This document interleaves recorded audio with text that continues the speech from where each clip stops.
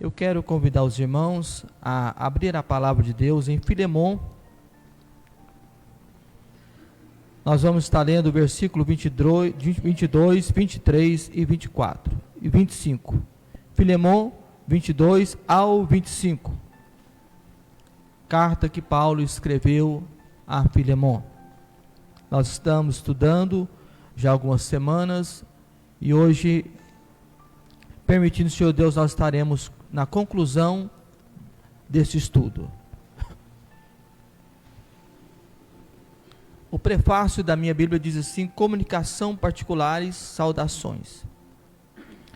E juntamente prepara-me também pousada, porque espero que pelas vossas orações vos hei de ser concedido.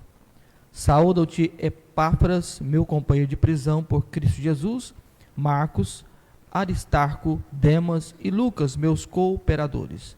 A graça de nosso Senhor Jesus Cristo seja com o vosso espírito. Amém. Deus, nós estamos na tua presença e eu lhe peço, papai, que as nossas mentes, os nossos sentimentos, os nossos pensamentos sejam levados cativos à sua palavra. Usa-me como teu instrumento nessa noite para a glória do teu nome. Abra-me a porta da palavra. Tanto os irmãos que estão aqui, como aqueles que depois, posteriormente, estarão ouvindo esta palavra, que sejam edificados e o seu nome glorificado. Em nome de Jesus eu oro. Como é de conhecimento dos irmãos, nós estamos nessa jornada, onde o apóstolo Paulo, ele intercede por um escravo fugitivo por nome de Onésimo. E nós já estivemos analisando versículo por versículo até o versículo 21, e hoje nós vamos entrar nas saudações finais. Aparentemente, quando nós lemos que esses 4 versículos, parece que contém pouca informação.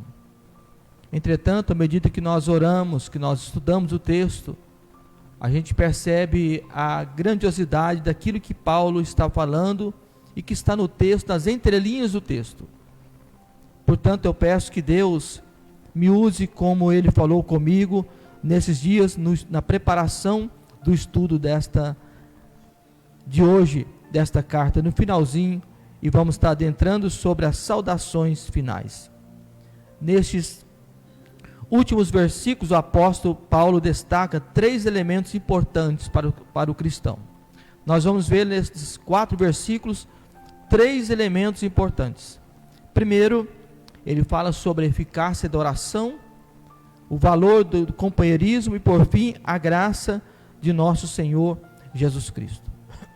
O versículo 22, Paulo, terminando essa carta a Filemon, ele fala de algo importante, que é sobre a eficácia da oração.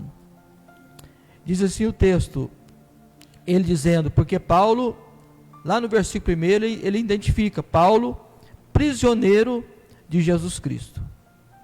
Ele escreve sendo prisioneiro, intercedendo para alguém que era fugitivo. Ele se rebaixa numa época, numa condição, numa linguagem para Filemon, porque nas outras cartas, Paulo ele se identifica como apóstolo de Jesus Cristo e às vezes servo de Jesus. E agora ele identifica-se como prisioneiro de Cristo Jesus. E ele, terminando a carta, ele fala, juntamente, prepara-me também pousada, porque espero que pelas vossas orações vos hei de ser concedido. Primeiro eu quero destacar uma das palavras principais desse versículo, que ele fala que pelas vossas orações. Nesse versículo, Paulo demonstra confiança na providência divina e no poder da oração intercessória do cristão. Ele roga aos irmãos e acredita que pela oração dos irmãos ele seria liberto. Paulo acredita que pela oração dos santos ele seria liberto da prisão, pois a oração do justo é poderosa e eficaz. Como diz ali em Tiago, capítulo 5, versículo 16 e 17. Abra sua Bíblia, Tiago 5, versículo 16 e 17.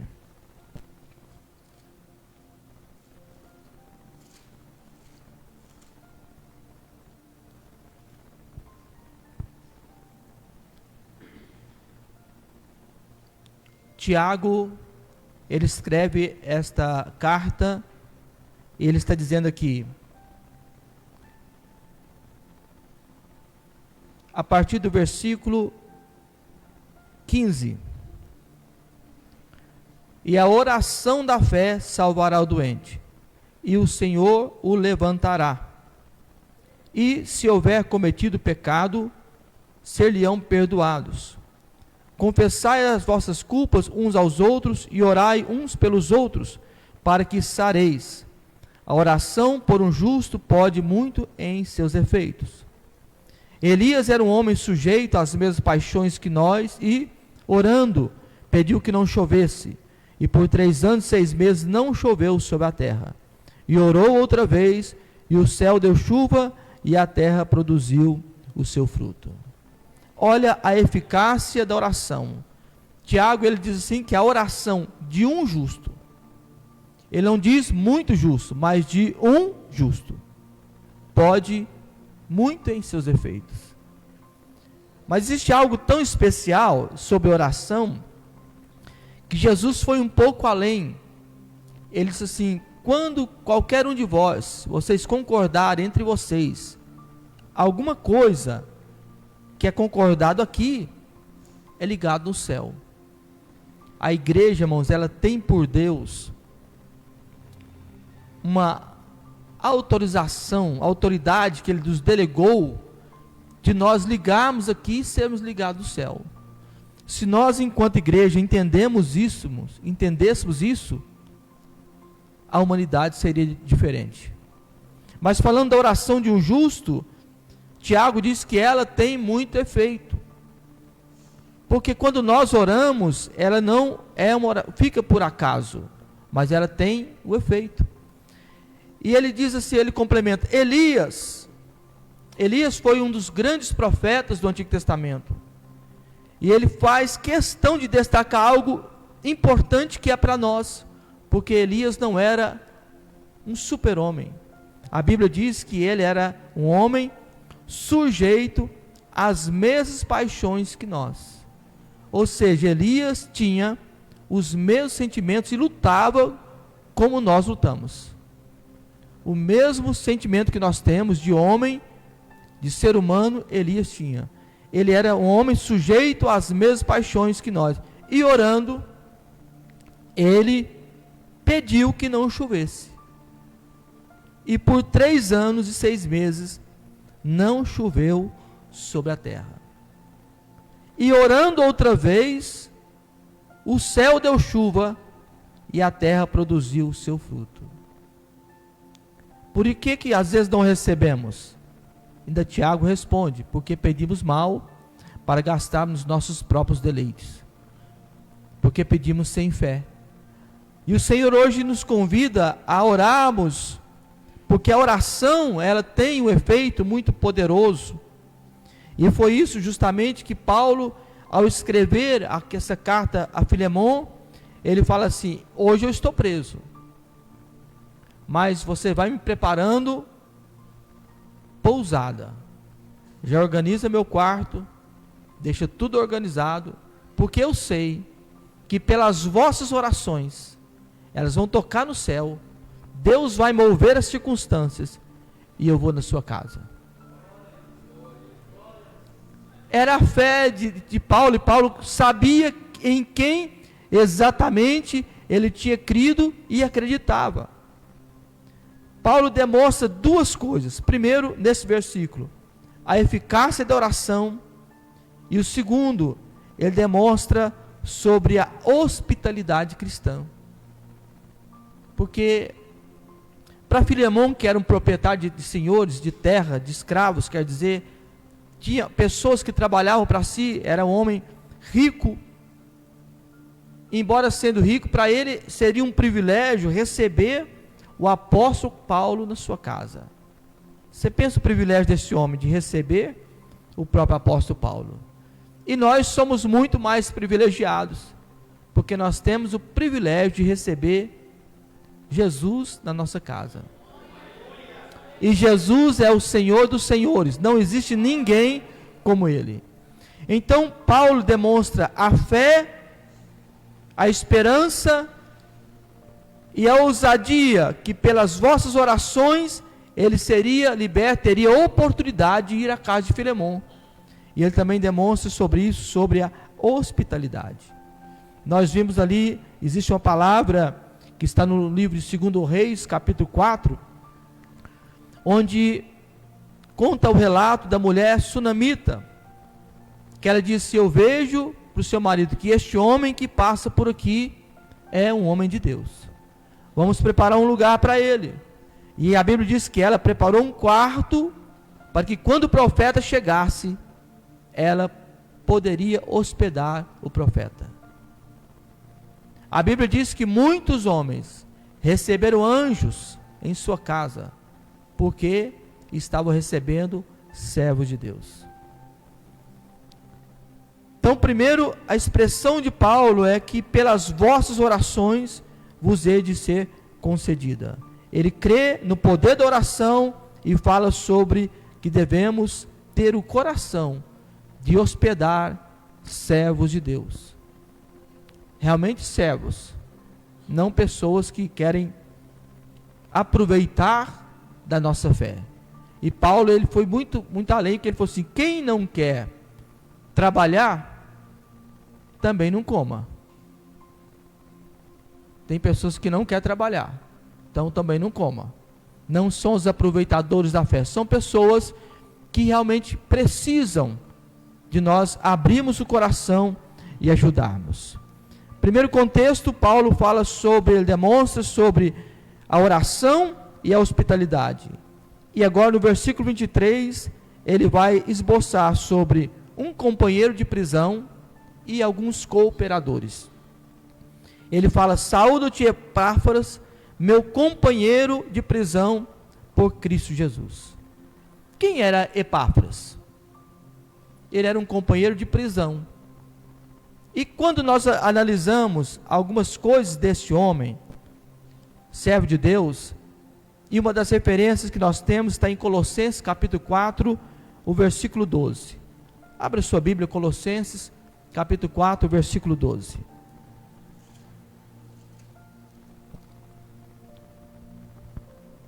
Olha a qualidade desse companheiro de Paulo.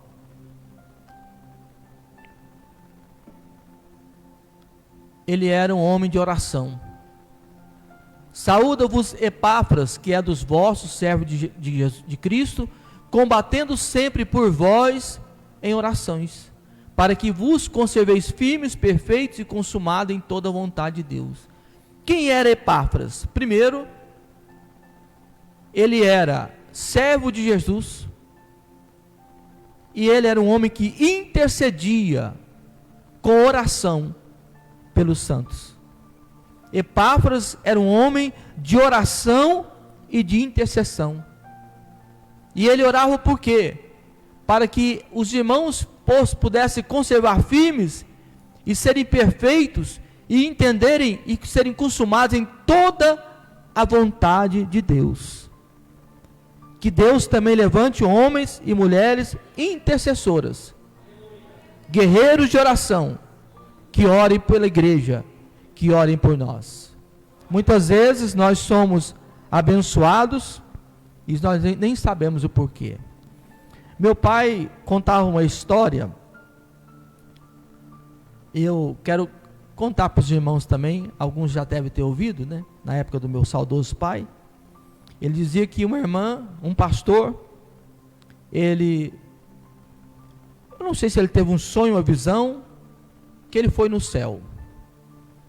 E ele ficou empolgado e Jesus falou para ele: eu vou te mostrar os galardões lá o seu galardão e o galardão dos membros da igreja que você apacenta.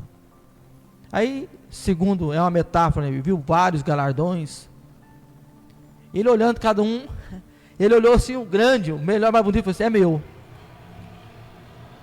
Esse galardão é meu, porque eu sou pastor, militante na obra, preguei, orei, ensinei o povo, aconselhei o povo. E ele todo empolgado, né? Jesus, assim, o senhor até me perdoa o meu atrevimento, mas esse é meu, né? Esse grandão. Esse mais bonito é o meu galardão. Jesus falou: não. Ele ficou tão decepcionado. Aí Deus mostrou para ele assim: o céu é isso aqui. São metáforas, né? E ele olhava assim, e ele não conseguiu, não se conteve. Mas por que, Jesus? Que o meu galardão é esse? De quem é esse grande galardão? Jesus falou para ele assim: eu vou te mostrar. Aí ele veio, Jesus trouxe ele em visão, e lá tinha uma irmã, uma senhora, que não tinha o glamour das pessoas. Aí Jesus falou assim: ela é a pessoa que tem maior galardão. Mas por que, Senhor? Aí Jesus falou assim: agora eu vou te contar um segredo. Sabe quando você pregava que eu te usava? Ela estava orando e jejuando por você. Sabe aquelas almas que eu trouxe, que você pregou a minha palavra? Ela estava orando muito mais do que você. Esse galardão é dela. Então quem se coloca entendendo isso, o poder da intercessão, porque ela move, Deus precisa, não que precisa, mas Ele quer intercessores, pessoas que se colocam na brecha. E Deus falou assim: procurei dentre eles um homem, para que tampasse a brecha, para eu não destruir a cidade. Eu não procurei 10 homens, eu não procurei 50 homens, eu não procurei 5 homens, eu procurei um homem, para que eu não destruísse Jerusalém, mas eu não encontrei. Olha que coisa, Deus não encontrou um homem que se colocasse na brecha, por isso Deus destruiu a cidade.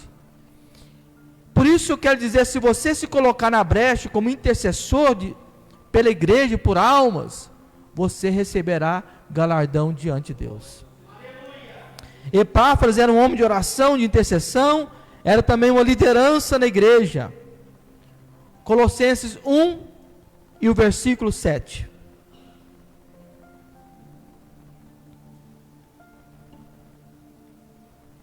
Como aprendeste, Epáfras, nosso amado conservo, para vós é um fiel ministro de Cristo. Epáfras também era uma liderança da igreja. Ele era um homem de oração, de intercessão, e era um dos líderes da igreja, que tinha um papel de ensinar. E ele ensinava a igreja a palavra de Deus. E era companheiro de prisão, companheiro das lutas. Isso eu me admiro tanto, porque sempre Deus coloca companheiros de luta. Sabe quando você está na luta mais grande da sua vida? Porque gente precisa de gente. Nós somos seres humanos, nós precisamos desse calor humano. A presença de Jesus, ela é suficiente, mas o calor humano, ele é importante. Gente precisa de gente. E quando Paulo estava na prisão, essa palavra aqui que eu olhei hoje no original, na Bíblia, no grego koiné, é justamente essa interpretação. Ele era companheiro de prisão, alguém que estava junto com Paulo. Deus levantou alguém que estivesse ali junto com Paulo nos momentos de dificuldades. E Deus sempre levantará pessoas para te ajudar. Ele levanta, que possamos nos colocar à disposição do Senhor. Epáfras era um companheiro de prisão. E agora nós vamos ver os cooperadores de Paulo: Marcos, Aristarcos, Demas e Lucas, meus cooperadores. O versículo 24. E eu estava olhando sobre a vida de Marcos, estava estudando a vida de Marcos. E essa vida de Marcos tem muito a nos ensinar. Porque Marcos era sobrinho de Barnabé. Na primeira viagem missionária, segundo Atos capítulo 3, versículo 5, a Bíblia diz que, e chegados a eles, a Salamina, anunciaram a palavra de Deus na sinagoga dos judeus, e tinham também João como cooperador. Esse João é João Marcos. que é esse Marcos. E esse moço era muito jovem, acompanhou Barnabé e Paulo. No meio do caminho, ele abandonou a viagem. Talvez ele ficou desanimado, ou com saudade de casa, do lar, as lutas, dificuldades. Pensou que a caminhada seria fácil, seria de glamour. De repente ele chega, grandes perseguições, porque a caminhada de cristã é de grande perseguição. Aí a Bíblia diz que Marcos abandona a viagem, e Barnabé e Paulo continuam seguindo. Mais à frente, Atos 13:13, e partindo de Pafos, Paulo e os que estavam com ele chegaram a Pergue da Panfilha, mas João, apartando-se deles, voltou para Jerusalém. Ou seja, João Marcos abandonou a viagem. Não sabemos o motivo de João Marcos ter deixado a missão, mas posso pensar, talvez estivesse com saudade de casa, talvez ressentisse de alguma mudança na liderança do parente Barnabé e Paulo, porque quando eles saíram na viagem, irmãos, quando você lê Atos dos Apóstolos, que é tão lindo, a Bíblia é muito organizada. Quando eles saíram de viagem, no capítulo 3, acho que capítulo 13 me parece, a primeira viagem missionária, o versículo 2, e servindo eles ao Senhor, jejuando, disse o Espírito Santo: apartai-me Barnabé e Saulo para a obra que os tenho chamado. Quando Deus apartou eles, a liderança estava em Barnabé, e Paulo era o segundo. E passado algum tempo, mudou a liderança. Paulo passou a ser o primeiro, e Barnabé o segundo. Eu não sei se Marcos ficou um pouco enciumado, ele não entendia muito o projeto de Deus, mas é Deus que estabelece. Ele põe de primeiro, põe de segundo, põe de segundo, põe de primeiro, é Ele que estabelece, a gente só é servo. Aí mudou-se a liderança. Você lê os versículos posteriores, você vai ver que Paulo primeiro fala Paulo, depois cita Barnabé. Isso é questão de liderança. Não sei se foi isso que aconteceu, não sabemos, mas ele apartou. E quando eles voltaram para fazer outra viagem missionária, a gente percebe que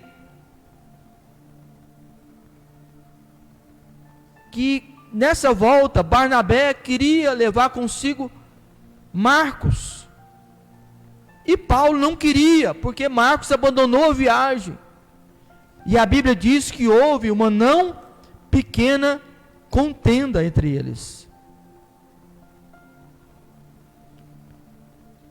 Eu quero a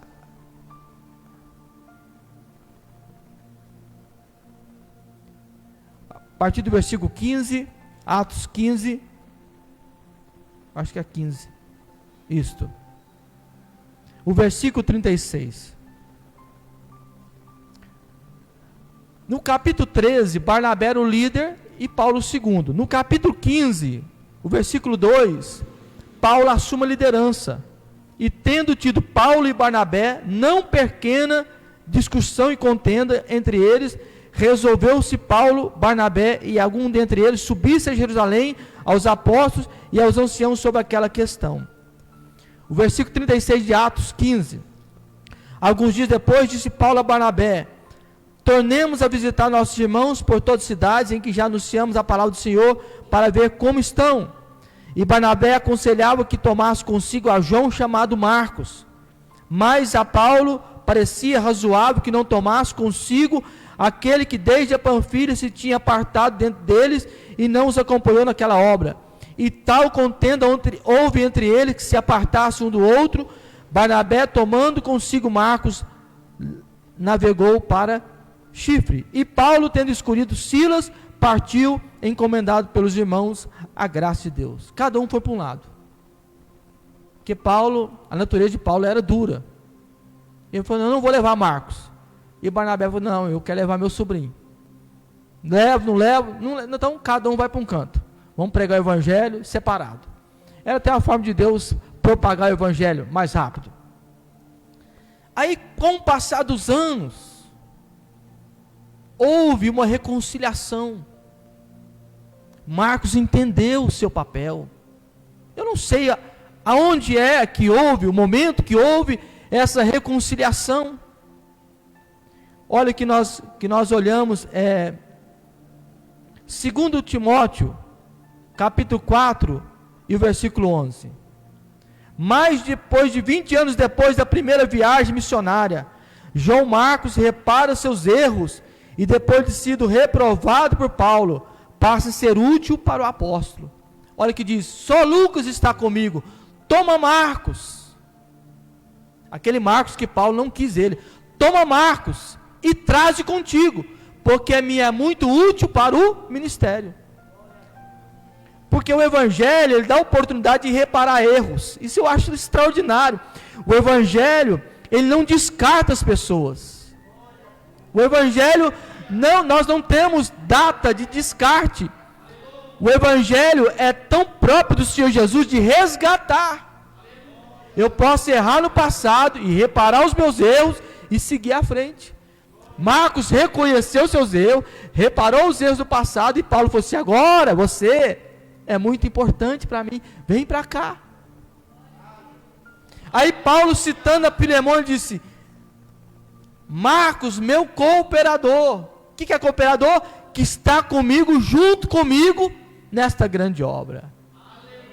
Isso é a grandiosidade do evangelho, porque o evangelho nos permite repararmos os erros do passado, e quando nós nos arrependemos, ninguém pode barrar este homem arrependido.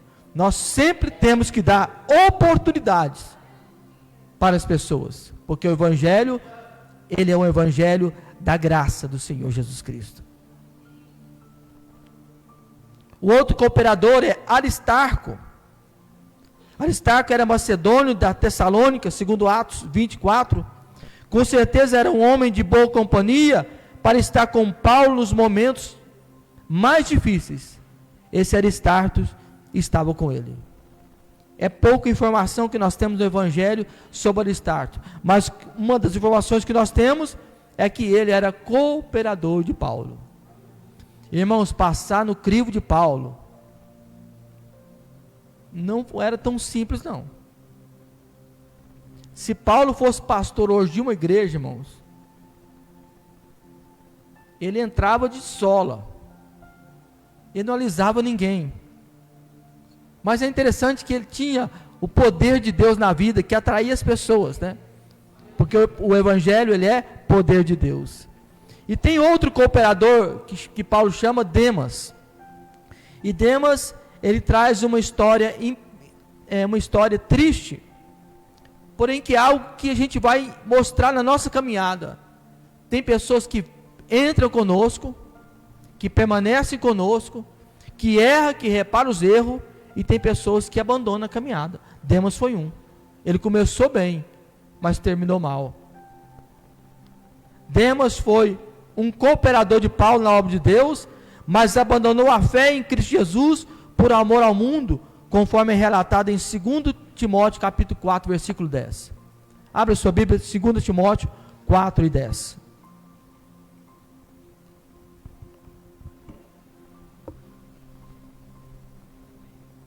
Até que em Filemão, Demas era cooperador, mas depois, olha o que diz o texto, porque Demas me desamparou, amando o presente século, ele foi para Tessalônica. Demas começou bem, mas ele abandonou a fé, ele amou os prazeres do mundo, ele amou as coisas do mundo, e ele abandonou Paulo, abandonou a fé, abandonou Jesus, amando o quê? O presente século. E isso vem hoje para o momento, porque tem pessoas que caminham conosco, que encontram Jesus, mas os prazeres dessa vida o atraem.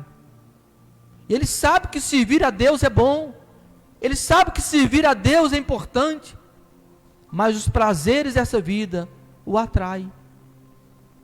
E eu dou graças a Deus que você está aqui como um homem e uma mulher grato ao Senhor, e servindo a Ele com alegria.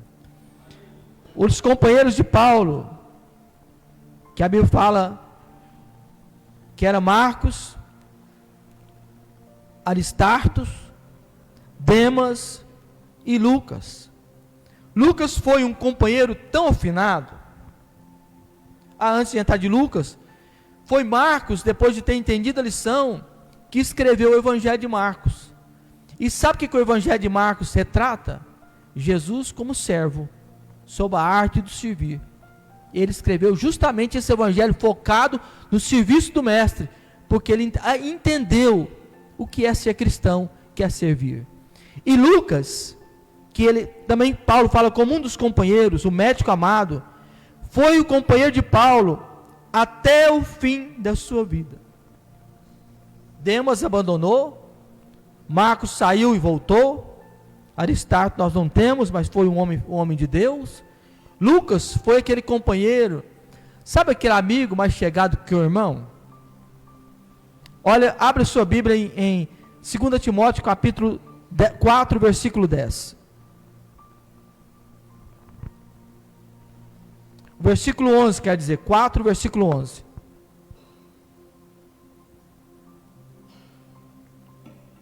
Só Lucas está comigo.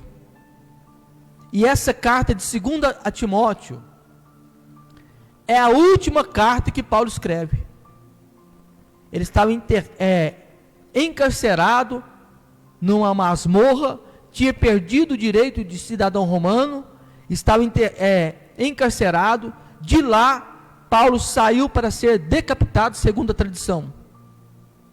Paulo foi decapitado, cortaram a cabeça dele, mas ele não negou a fé.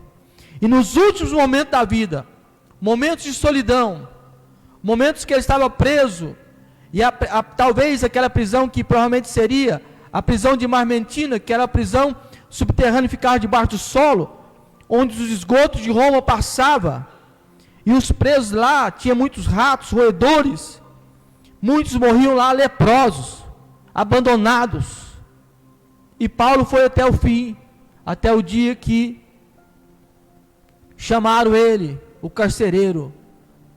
Paulo, chegou o seu momento, e cortaram, segundo a tradição, a cabeça de Paulo, mas ele permaneceu firme. Nos últimos dias da sua vida, quem estava com ele?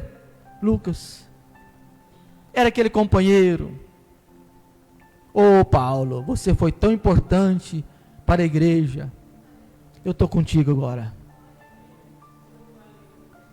Lucas não priorizou evangelizar, fazer cruzadas, isso ele já tinha feito, mas ele preocupou-se em estar junto com Paulo velho, aquele homem que tinha deixado a sua vida para servir a Cristo. Paulo velho na prisão para ser morto, e Deus levanta um amigo, Lucas, falou: Paulo, estou contigo,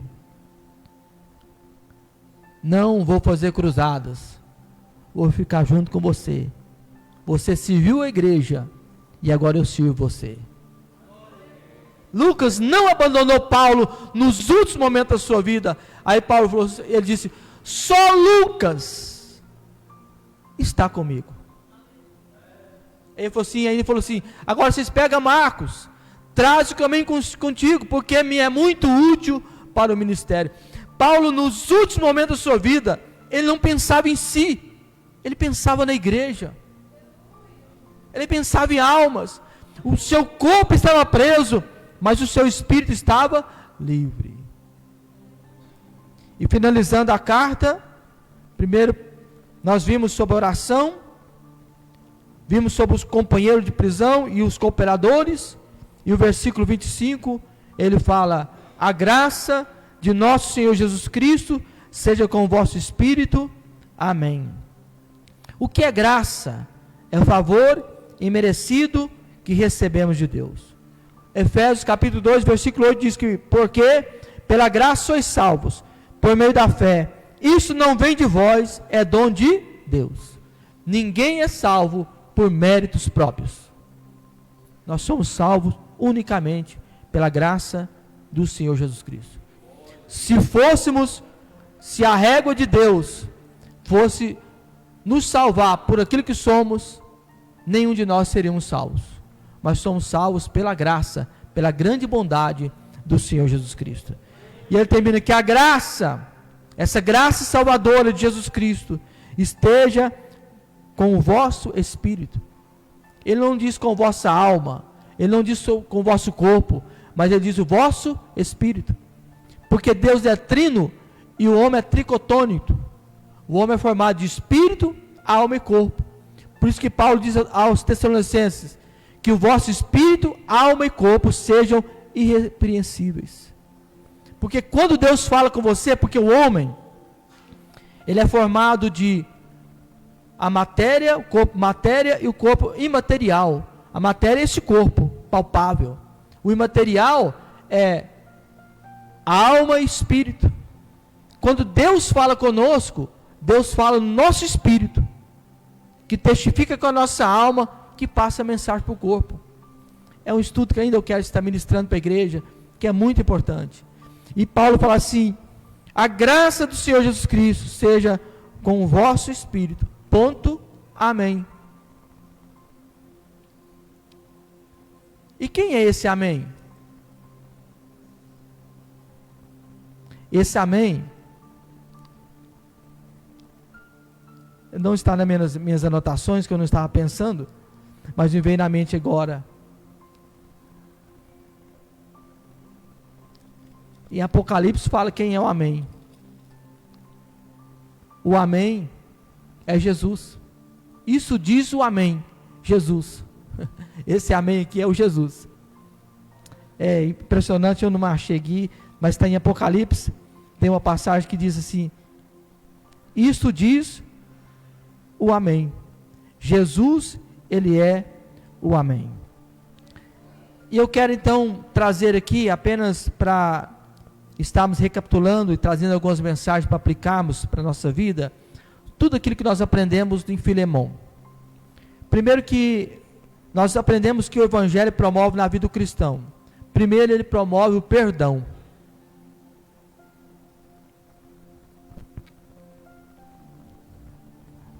Vê se vocês acham aqui onde fala assim: diz o amém. Apocalipse. O Evangelho promove o perdão, para reparar os erros do passado, para dar uma nova oportunidade. Apocalipse?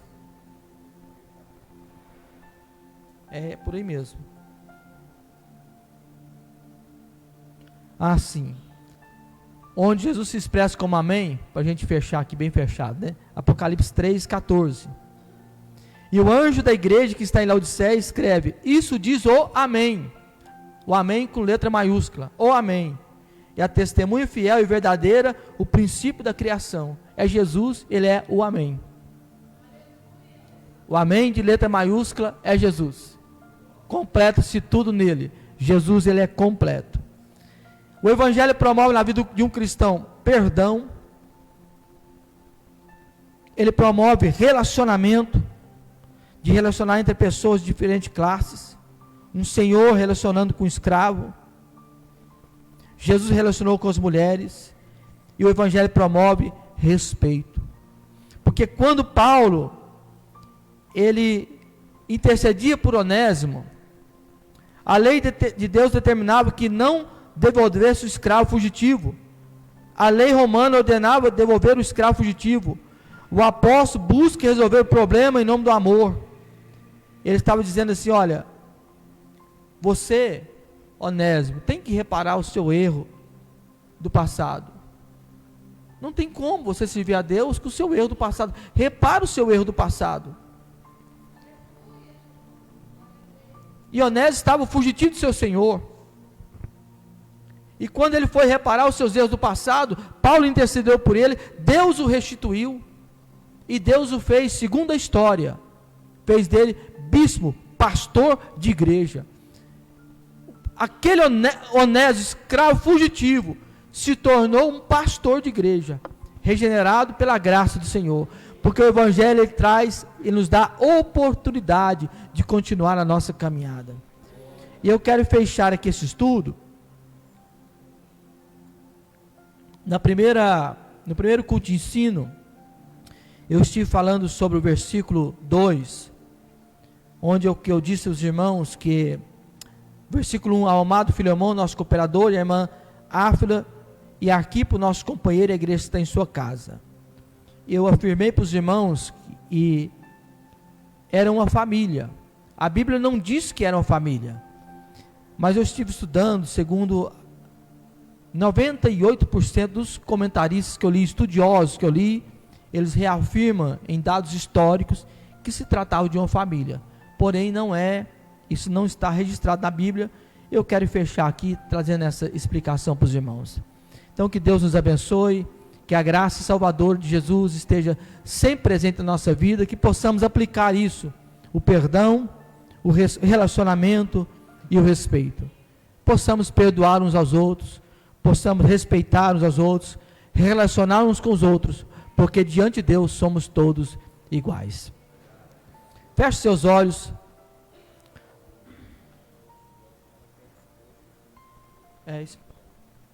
A maioria fala, né, que Áfila era esposa e Arquipo filho. Eu quero orar por você. Senhor Jesus, nos ensina a cada dia amarmos a Ti, amarmos o Senhor, a vivermos, Senhor, o Evangelho puro e genuíno da Tua Palavra. Esteja guardando a nossa vida, o nosso coração, nos dê sempre da Tua Palavra, que a Tua Palavra seja, portanto, vida em nossos corações, que possamos viver o Teu Evangelho na simplicidade para a glória do Teu nome. Eu oro em nome de Jesus. Eu quero agradecer os irmãos, você de casa, muito obrigado.